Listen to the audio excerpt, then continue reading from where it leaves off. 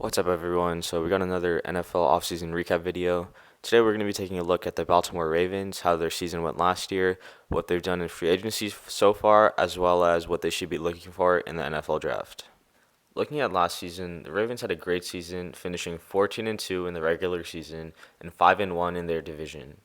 Coming into their season, many people thought that the Browns would actually win the division, but they busted in a big way, so the Ravens took over. Lamar Jackson was put in an offense that suited his strengths as an elite runner of the football, as well as throwing screens and short to intermediate passes. It's a very good thing that last year, Ravens fired offensive coordinator Marty Mordenweg and promoted Greg Roman to offensive coordinator. Lamar Jackson heavily favored his tight ends, which could honestly be attributed to the lack of receivers that the Ravens had. Unfortunately for them, the Ravens choked at home in the playoffs for the second year in a row, this time to the Titans, and it honestly showed that Lamar Jackson can't throw his way out of a deficit, and that the Ravens needed to be up the whole game to win and to be able to control the clock and run the football. Despite this, in terms of their offense, they finished as the top team in terms of offensive DVOA. In case you don't know what DVOA is, it is a statistic used by Football Outsiders that calculates the true performance of an offense or defense based on variables like yards per play given up and average yards per down. Lamar Jackson, Mark Ingram, and Mark Andrews were the top three weapons in this offense. Now, the defense surprisingly finished fourth in DVOA, despite losing guys like C.J. Mosley and Zadarius Smith in last year's free agency. However, the Ravens' front seven was very weak this year due to the losses they suffered, but they still had a terrific secondary, which was one of the best in the league, led by Marlon Humphrey, Marcus Peters, and Earl Thomas. The Ravens played to the strengths of their terrific secondary, which meant that they blitzed a lot and played a ton of man. Now, before free agency started, the Ravens made a splash move as they traded for Calais Campbell, and it only cost them a 2020 fifth-round pick. Campbell is worth more than a fifth-rounder in my opinion, but because of his age and his hefty contract, the Jacksonville Jaguars weren't able to trade him to any team for anything more than a fifth-rounder, so the Ravens took advantage and scooped him up and extended him for 2 more years to help anchor their defensive line.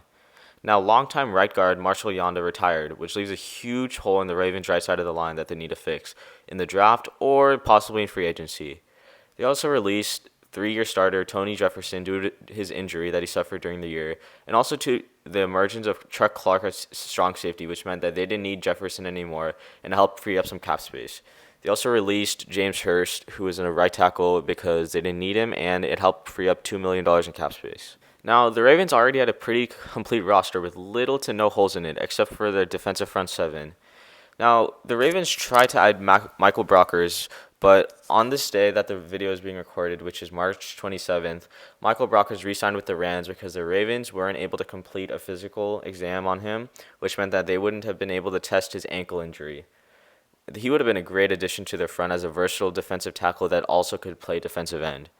Now, the Ravens mainly signed a bunch of their old players and kept important players like Sam Cook, who was the punter on one of the best special team units in the league last year, and longtime starter Jimmy Smith, who the Ravens can play at corner or safety last year, which they used Brandon Carr in that role, but Jimmy Smith is more experienced and he's a better man corner / safety, and he'll be better suited for that role next year. Now, they also franchise tagged Matthew Judon, and I think this is a move that could either turn out to be good or bad. Now, Judon isn't an elite pass rusher, but he is one of the best that the Ravens had in terms of the talent that they had last year. And all 8.5 of his sacks came when the Ravens blitzed, so he had a free shot at the quarterback rather than winning a one-on-one matchup with an offensive tackle, which is why I think it could go bad, because if he doesn't get past his offensive tackle, then he's not going to be able to generate pressure on the quarterback, which means that the quarterback's going to have all day to throw. And everyone knows if a secondary has to cover for more than 10 seconds, a receiver or a tight end is bound to get open. Now, who did the Ravens let go? Well, their main run stuffer, Michael Pierce, went to the Vikings, and I think this is the biggest loss they had because he was the one that really anchored their front seven and provided a stabilizing presence in the middle of their defense. Patrick Onwuasor also followed C.J. Mosley, who left to the Jets last year, and Patrick went to the Jets this year. And so the Ravens also traded backup defensive end Chris Wormley in a 2021 7th-round pick to the Steelers to gain back the 5th-round pick that they traded to the Jaguars. Wide receiver Seth Roberts also went to the Panthers, and the Ravens opted to not re-sign Brandon Carr and use Jimmy Smith in that role, so Brandon Carr remains unsigned as of right now. Now, like I said before, the Ravens are one of the more complete rosters in the NFL at the moment. However, the draft can provide them with talent to put the Ravens roster on top. Now, in the first round, the Ravens are picking picking in the mid-20s, which means they should look to grab a big receiver for Lamar Jackson to target in the red zone, such as Denzel Mims, Laviska Shenault, or Michael Pittman Jr. And edge rushers such as Yatura Gross-Matter would also be a good player to have opposite of Matthew Judon. Outside of those two positions, the Ravens look pretty complete, but finding a backup D tackle to replace Michael Pierce and an offensive guard to replace Marshall Yanda would be important positions to fill in the draft as well. It should be noted that traditionally, the Ravens have been one of the top teams in terms of drafting and developing talent in the last couple of years under GMs Ozzie Newsome and Paul DaCosta. So look to the Ravens to find some gems in the middle round. Well, that's all for this NFL offseason recap video on the Baltimore Ravens. Don't forget to like, comment what do you think the Ravens record is going to be in 2020 and who you think they should draft, and subscribe.